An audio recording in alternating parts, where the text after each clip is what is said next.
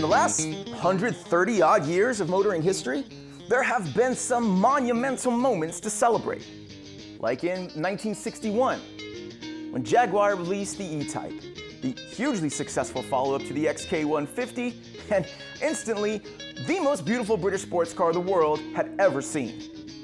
Or in 1963, when General Motors released the second-generation Corvette. A gorgeous piece of work in its own right, and easily one of the greatest sports cars from Detroit the world has still ever seen. Or let's just fast forward to 1995, when BMW finally unleashed the highly anticipated second-generation M3 upon America. So this is it? This was a car that had already been bombing up and down the roads of Europe for 3 years. So America was jumping at the chance to finally get behind the wheel and profess our love for... Hey, wait a minute. What kind of bait and switch bullshit is this? Where's the 286 horsepower? Where are the two-piece brake rotors? Where's the individual throttle bodies? Well, funny enough, as it turned out, we didn't get the M3 we knew to be screaming around Europe. What we got was, well, duped. With a car that, while yes, said M3 on the back, said corners cut everywhere else. Oh, we were pissed and weren't about to take Bavaria's egregious fleecing sitting down. Excuse me. Hello? Oh, we did take it sitting down. Wait, who is this? Okay, I'm hearing that we did take it sitting down. Specifically sitting down very comfortably at BMW dealerships all across the country.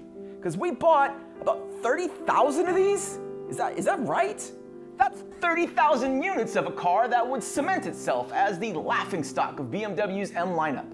The one people conveniently leave out when talking about M cars, and the one you could have today for literally less than a Les Paul. Well, guess what, people? 30,000 is a big number to just try to erase from history. So, this begs the question, what then do we do with a car or an album that's a commercial success, but a failure towards a legacy?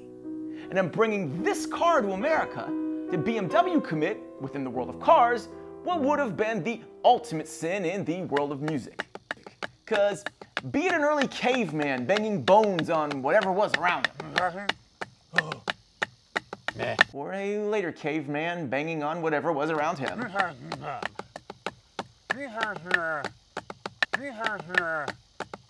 the one thing no musician or storied car manufacturer wants to be called is a sellout.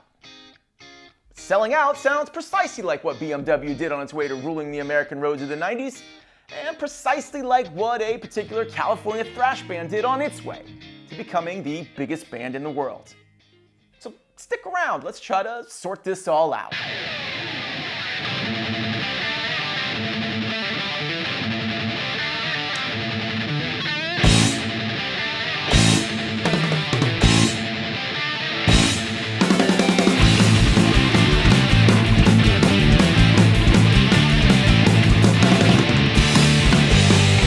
Yo, is this the E36 M3? Yeah. Dude, I play this car in Forza. Oh, that's cool. No, it's the worst car in the game.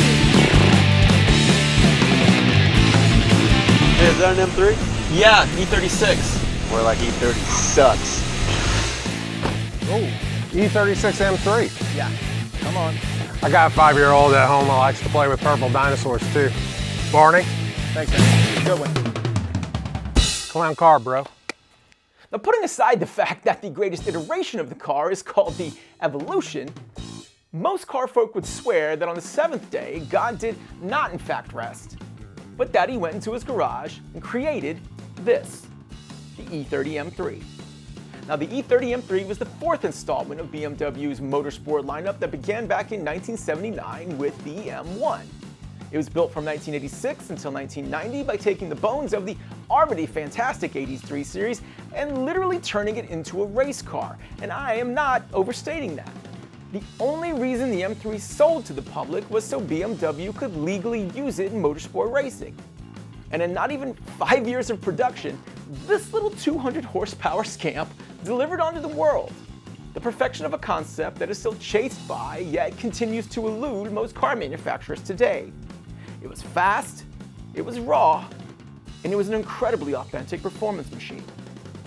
Think of the E30 M3 as the Rage Against the Machine of the car world. where it had a short but very impactful career that basically created its own genre and then just peaced out, as everyone else was trying to catch up with what it was doing. So no big deal for the next gen M3 that had to follow it, right? All BMW simply needed to do was reset a sky-high bar they established with the cultural icon, and it would be fine. That kind of stuff, that always works out.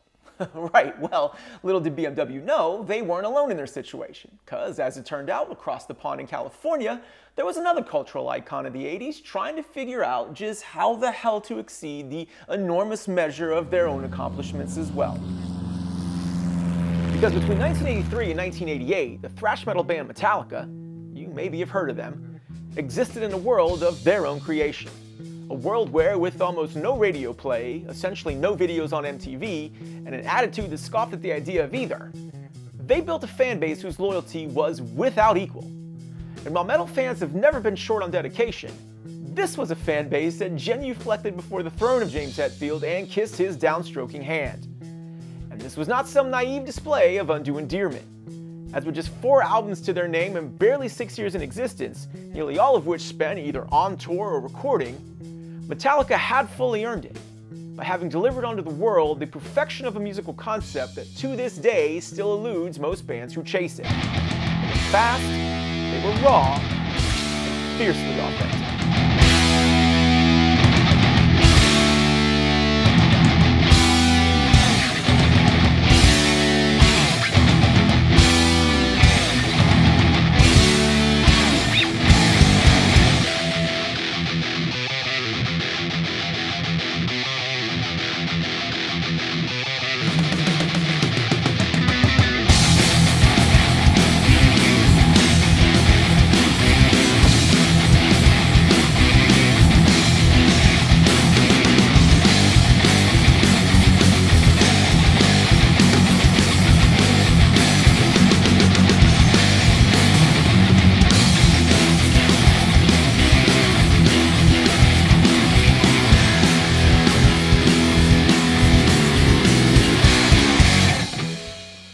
And while authenticity in music is something we tend to always lean into, savvy listeners can tell when they're hearing something real versus something forced, contrived, or manipulated.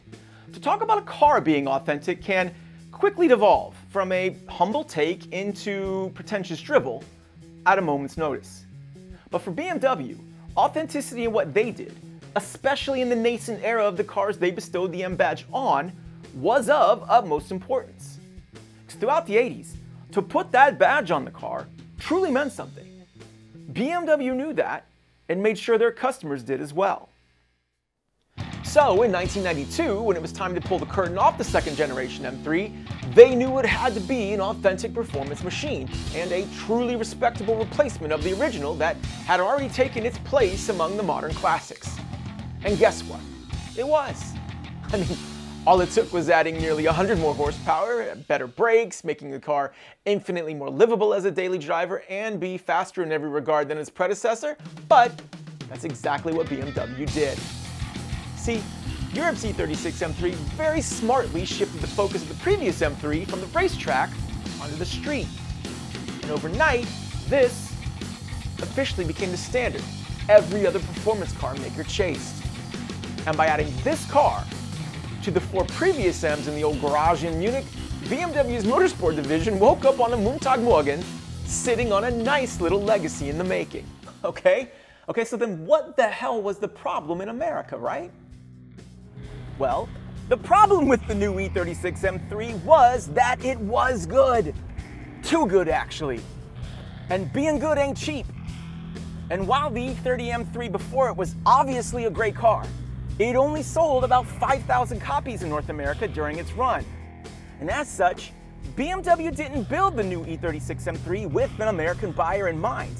And that can easily be seen in its price, because the European E36 M3 was the equivalent of 55,000 American credits of the realm in 1992. And that was a whole lot of scratch, no matter how nice 286 horsepower looked in the brochure. So, when BMW North America got word of what the new M3 was going to cost, they demanded to speak to the manager. and had a nice little chat with Munich about what the right M3 for America would look like. And we actually happen to have some old, completely speculative footage of how that conversation went. Run it.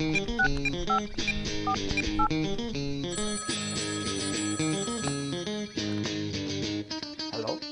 Hey, is this Karl Heinz? Yeah, he is Karl Heinz. Hey, that new M3 you guys have over there is looking pretty nice. Danke. Too nice, really, because that bad boy's just a couple 2 or 3 Deutschmarks too hot for us over here.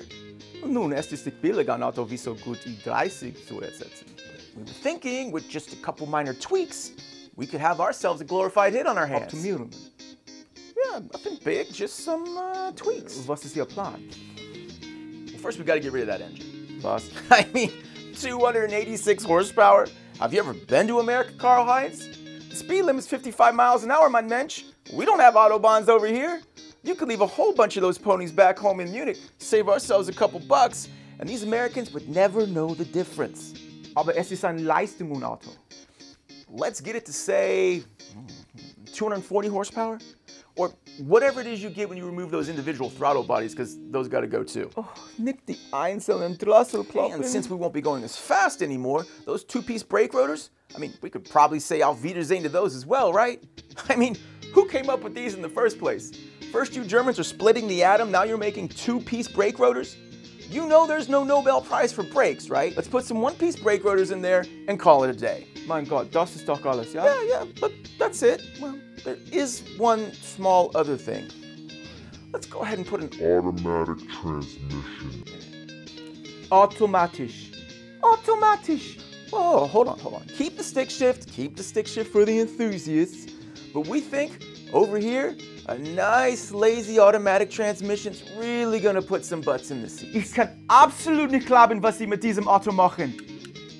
Ich glaube nicht einmal, dass wir es legal aus M3 besichtigen können.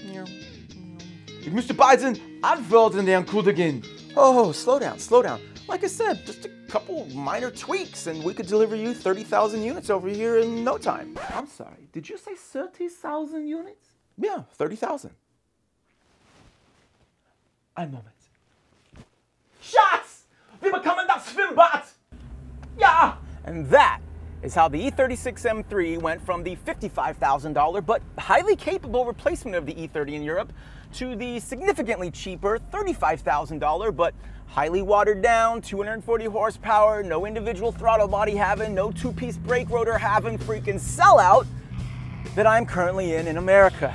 I mean, what more could they possibly do to bastardize this car? Offer a sedan? Hold on a second. Hello? Oh, would you like a sedan? Do you think it would sell? Consider it done. Damn it, Karl Heinz! And I imagine right now you're saying, hey, I mean, come on, man. Even with all the changes, it's still pretty fast, right? No, it's not. Okay, fine, but at least it has that aggressive M-car look, you know, some muscly fender flares, an M3 body kit. Also no. In fact, the only thing that separates the look of this car from what was available on every other one of the thousands upon thousands of 3 Series sold in the 90s is this. Don't see it? A little closer. No?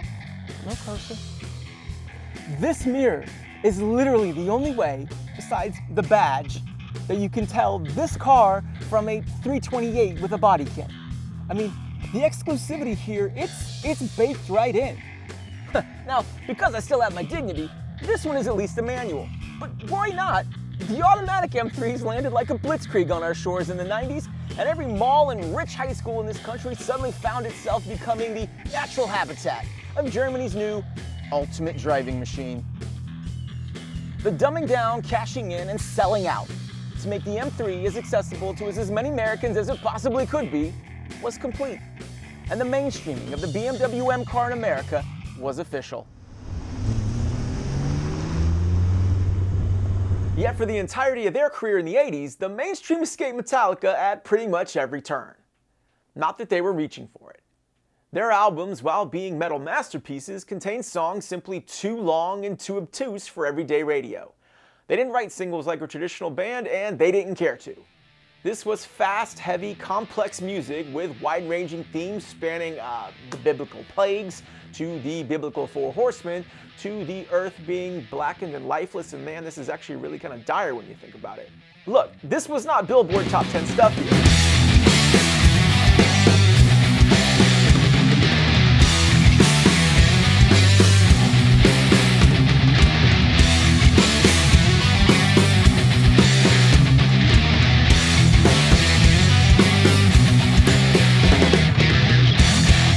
But all of that is exactly how they built the following they did, as it's the textbook blueprint on how to become someone's all-time favorite band.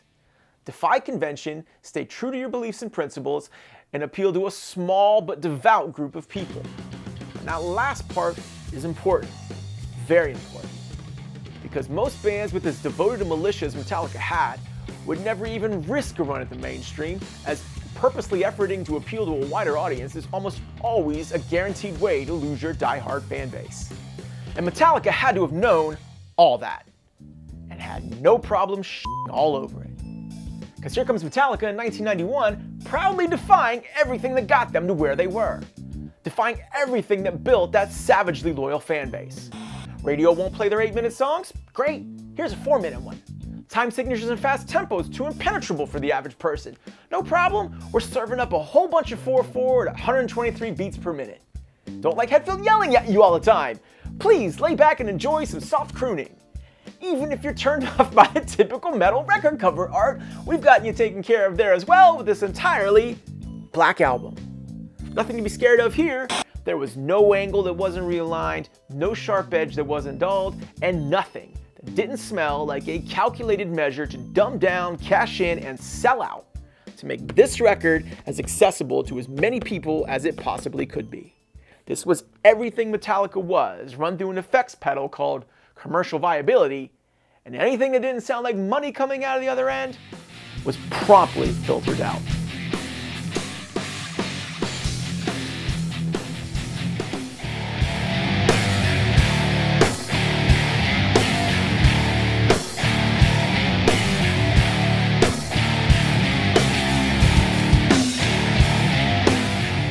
So there you go, the unabashed and unapologetic selling out, the BMW M3 and Metallica's Black Album. A grotesque blight on the legacies of two immensely important contributors to the world of cars and music, and the best damn decision either one of them ever made. Yeah, because for BMW, while you can call today's M3 whatever you'd like, you can't call it cheap.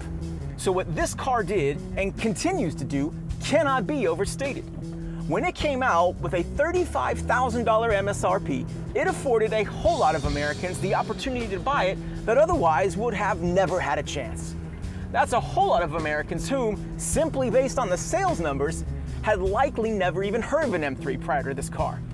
And guess what those M3 owners did as new models came out? They kept buying. Sure, the price went up with each subsequent model, but once they had that taste of what an M3 can do, even this M3, they weren't turning back. And this is the car that got their foot through the door. And to this day, this continues to be the cheapest M3 you can buy. And really, the only one a younger generation can look at and say, yeah, maybe I can afford one of those. And after 4 previous M cars of outstanding worth, but equally outstanding price, BMW finally had the sales numbers they frankly deserved for the work and contribution the M division had put in. And this car put the M badge on the map as something achievable, something attainable for generations to come. And keeping butts in the seats and hands on the wheel does far more towards keeping a legacy going than having 40 less horsepower ever did to hurt it. And for Metallica, well, you can call today's Metallica whatever you'd like. But prior to 1991, they were already the greatest thrash metal band of all time.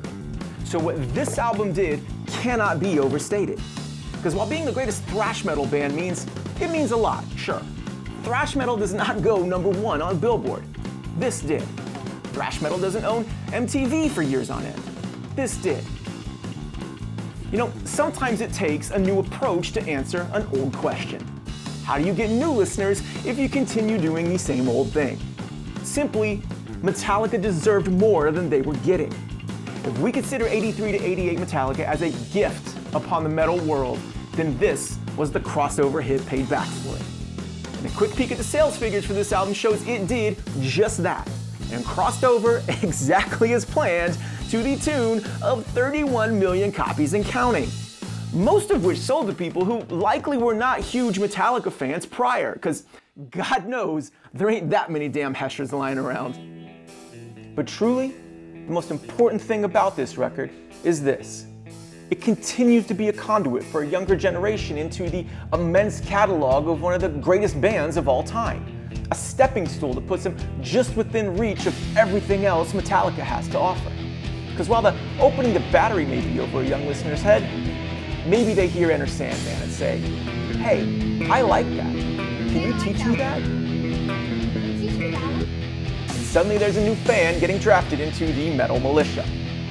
And keeping new ears in the headphones and fingers on the strings does far more towards keeping the legacy going than slowing your riffs down ever did to hurting.